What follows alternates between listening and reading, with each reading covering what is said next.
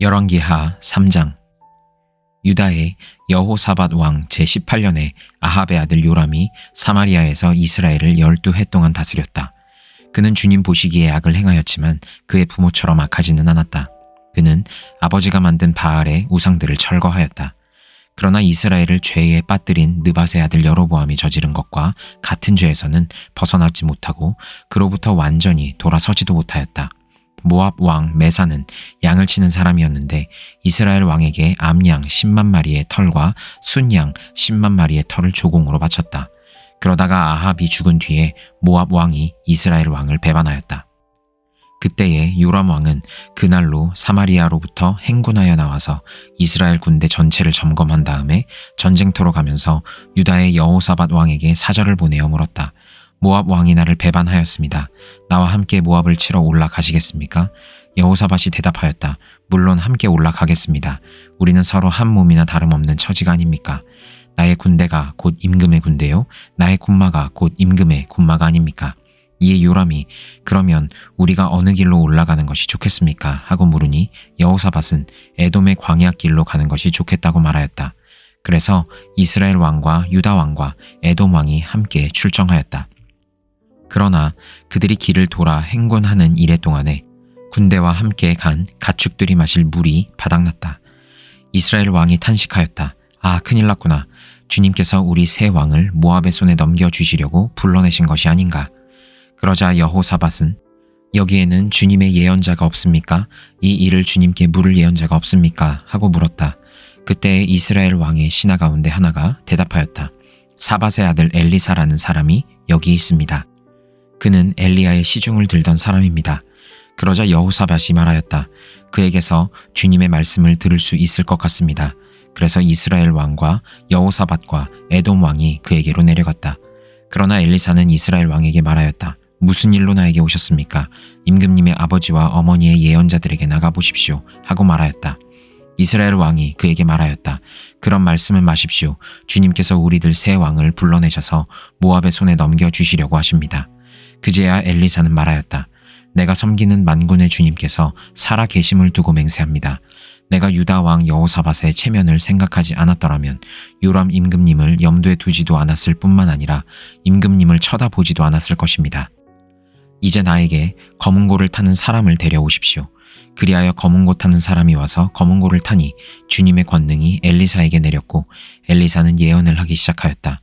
주님께서 이렇게 말씀하십니다. 이 계곡에 도랑을 많이 파라. 주님께서 또 이렇게 말씀하십니다. 너는 바람이 부는 것도 보지 못하고 비가 내리는 것도 보지 못하겠지만 이 계곡은 물로 가득 찰 것이며 너희와 너희의 가축과 짐승이 마시게 될 것이다. 그렇습니다. 이런 일쯤은 주님께서 보시기에는 너무나 가벼운 일입니다. 그러므로 주님께서는 모압을 임금님들의 손에 넘겨주셨습니다.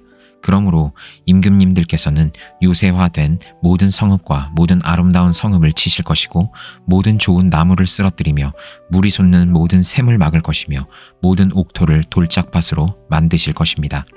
그 다음 날 아침에 제물을 드릴 때에 물이 에돔 쪽을 따라 흘러내려서 그 땅을 물로 가득 채웠다.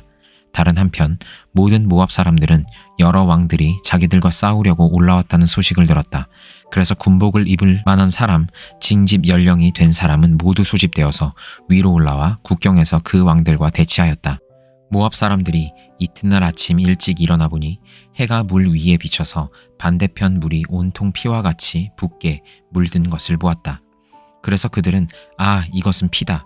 분명 저쪽 왕들이 서로 싸우고 서로 치다가 흘린 피일 것이다.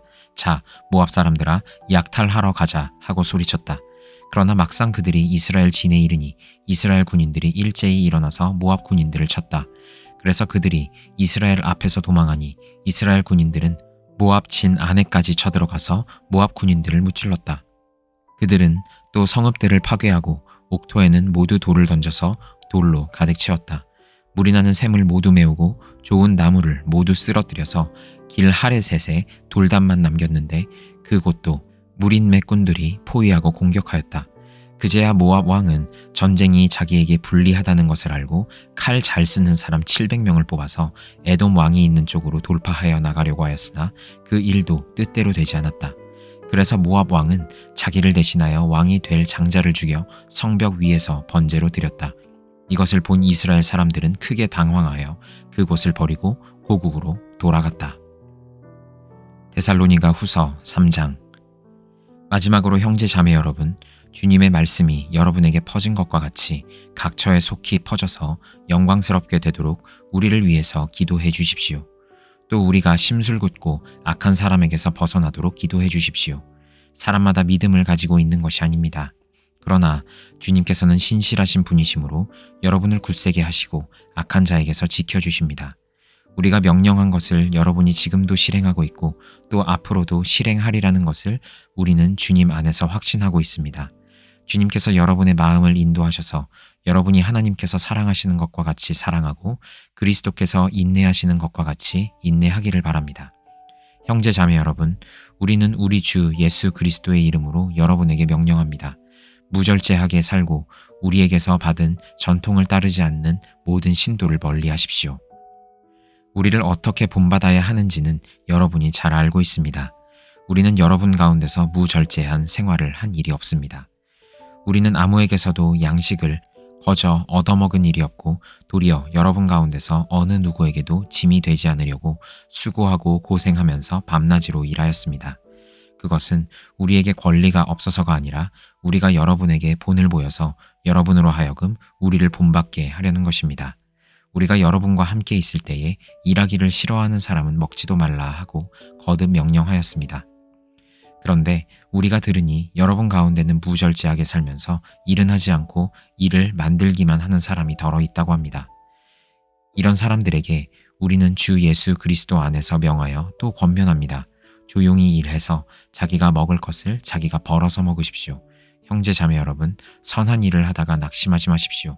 누가 이 편지에 담긴 우리의 말에 복종하지 아니하거든 그 사람을 특별히 조심하여 그와 사귀지 마십시오. 그리하여 그로 하여금 부끄러움을 느끼게 하십시오. 그러나 그를 원수처럼 여기지 말고 형제 자매에게 하듯이 타이르십시오. 평화의 주님께서 친히 언제나 어느 방식으로든지 여러분에게 평화를 주시기를 빕니다. 주님께서 여러분 모두와 함께 하시기를 빕니다. 나 바울이 친필로 문안합니다. 이것이 모든 편지에 서명하는 표요, 내가 편지를 쓰는 방식입니다. 우리 주 예수 그리스도의 은혜가 여러분 모두에게 있기를 빕니다. 다니엘 7장. 벨사살이 바빌론 왕이 된 첫 해에 다니엘은 잠자리에서 꿈을 꾸면서 머릿속으로 환상을 보고 그 꿈을 적었다. 그가 적은 내용의 줄거리는 다음과 같다. 다음은 다니엘이 한 말이다. 내가 밤에 환상을 보았는데 동서남북 사방에서 하늘로부터 바람이 큰 바다에 불어닥쳤다. 그러자 바다에서 모양이 서로 다르게 생긴 큰 짐승 4마리가 올라왔다. 첫째 짐승은 사자와 같이 보였으나 독수리의 날개를 가지고 있었다. 내가 살펴보고 있는 동안에 그 날개들이 뽑혔다.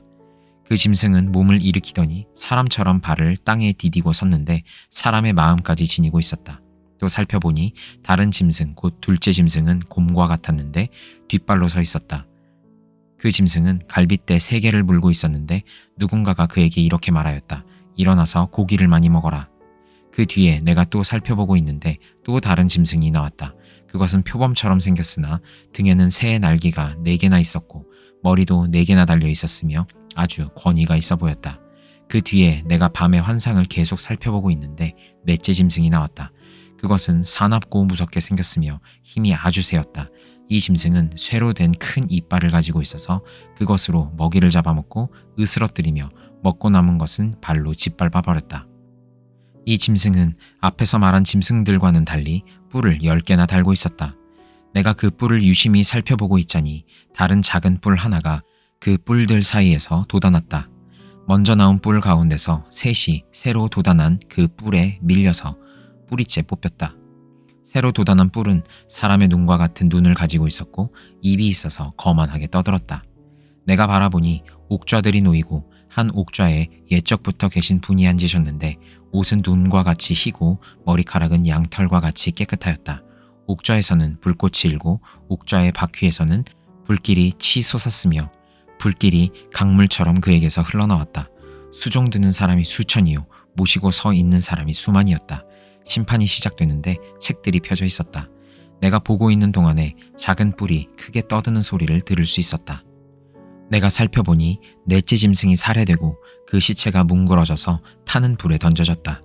그리고 그 나머지 짐승들은 그들의 권세를 빼앗겼으나 그 생명은 얼마 동안 연장되었다. 내가 밤에 이러한 환상을 보고 있을 때에 인자 같은 이가 오는데 하늘 구름을 타고 와서 옛적부터 계신 분에게로 나아가 그 앞에 섰다. 옛부터 계신 분이 그에게 권세와 영광과 나라를 주셔서 민족과 언어가 다른 뭇 백성이 그를 경배하게 하셨다. 그 권세는 영원한 권세여서 옮겨가지 않을 것이며 그 나라가 멸망하지 않을 것이다. 나 다니엘은 마음속이 괴롭고 머리에 환상들이 나를 번민하게 해서 거기에 서 있는 천사들 가운데 하나에게 가까이 가서 이 모든 일을 두고 참 뜻을 물었다. 그가 나에게 설명하면서 그 일을 풀이하여 알려주었다. 이 큰 짐승 4마리는 앞으로 땅에서 일어날 내 왕이다. 그러나 가장 높으신 분의 성도들이 나라를 얻을 것이며 영원히 영원히 영원히 그것을 누릴 것이다. 그때 나는 넷째 짐승의 참뜻을 더 알고 싶었다. 이 짐승은 다른 모든 짐승과 달랐으며 매우 사납고 쇠 이빨과 놋쇠 발톱으로 먹이를 잡아먹고 으스러뜨리고 그 나머지 짐승들을 발로 짓밟아버렸다. 나는 또 그 짐승의 머리에 있던 10뿔과 새로 돋아난 다른 뿔 하나도 알고 싶었다. 그 다른 뿔 앞에서 3뿔이 빠졌다. 그 뿔에는 눈들이 있고 크게 떠드는 입이 있었으며 그 모습이 다른 뿔들보다 강하게 보였다. 내가 보고 있을 때에 새로 돋은 그 뿔이 성도들에 맞서서 전쟁을 일으키고 그들을 이겼으나 옛적부터 계신 분이 오셔서 가장 높으신 분의 성도들의 권리를 찾아주셔서 마침내 성도들이 나라를 되찾았다. 그 천사가 이렇게 말하였다. 넷째 짐승은 땅 위에 일어날 넷째 나라로서 다른 모든 나라와 다르고 온 땅을 삼키며 짓밟고 으스러뜨릴 것이다. 그 10뿔은 이 나라에서 일어날 10왕이다. 그 뒤에 또 다른 왕이 일어날 것인데 그 왕은 먼저 있던 왕들과 다르고 또 전에 있던 새 왕을 굴복시킬 것이다. 그가 가장 높으신 분께 대항하여 말하며 가장 높으신 분의 성도들을 괴롭히며 정해진 때와 법을 바꾸려고 할 것이다. 성도들은 한 때와 두 때와 반 때까지 그의 권세 아래에 놓일 것이다. 그러나 심판이 내려서 그는 권세를 빼앗기고 멸망하여 없어질 것이다. 나라와 권세와 온 천하 열국의 위력이 가장 높으신 분의 거룩한 백성에게로 돌아갈 것이다. 그의 나라는 영원한 나라다. 권세를 가진 모든 통치자가 그를 섬기며 복종할 것이다. 이것이 그 환상의 끝이다. 나 다니엘은 이 생각 때문에 고민하여 얼굴색이 변하였지만 이 일을 마음에 간직하였다. 시편 114편.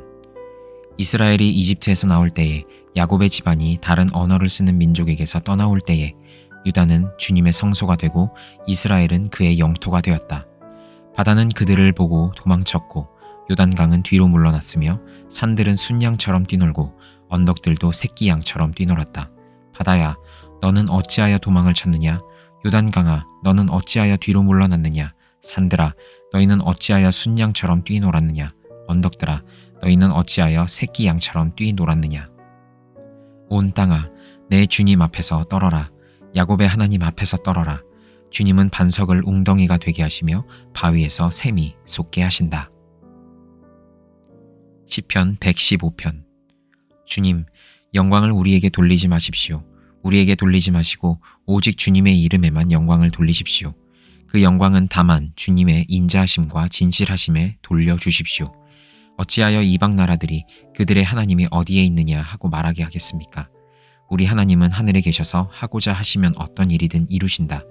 이방 나라의 우상은 금과 은으로 된 것이며 사람이 손으로 만든 것이다.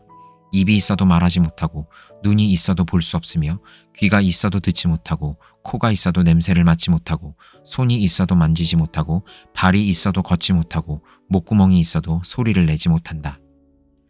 우상을 만드는 사람이나 우상을 의지하는 사람은 모두 우상과 같이 되고 만다. 이스라엘아, 주님을 의지하여라. 주님은 도움이 되어주시고 방패가 되어주신다. 아론의 집이여, 주님을 의지하여라. 주님은 도움이 되어주시고 방패가 되어주신다. 주님을 경외하는 사람들아, 주님을 의지하여라. 주님은 도움이 되어주시고 방패가 되어주신다. 주님께서 우리를 기억하여 주셔서 복을 주시고 이스라엘 집도 복을 주시며 아론의 집에도 복을 주신다. 주님을 경외하는 사람에게 복을 주시니 낮은 사람, 높은 사람 구별하지 않고 복을 주신다. 주님께서 너희를 번창하게 하여 주시고 너희의 자손을 번창하게 하여 주시기를 바란다. 너희는 하늘과 땅을 지으신 주님에게서 복을 받은 사람이다. 하늘은 주님의 하늘이라도 땅은 사람에게 주셨다. 죽은 사람은 주님을 찬양하지 못한다. 침묵의 세계로 내려간 사람은 어느 누구도 주님을 찬양하지 못한다. 그러나 우리는 이제부터 영원까지 주님을 찬양할 것이다. 할렐루야.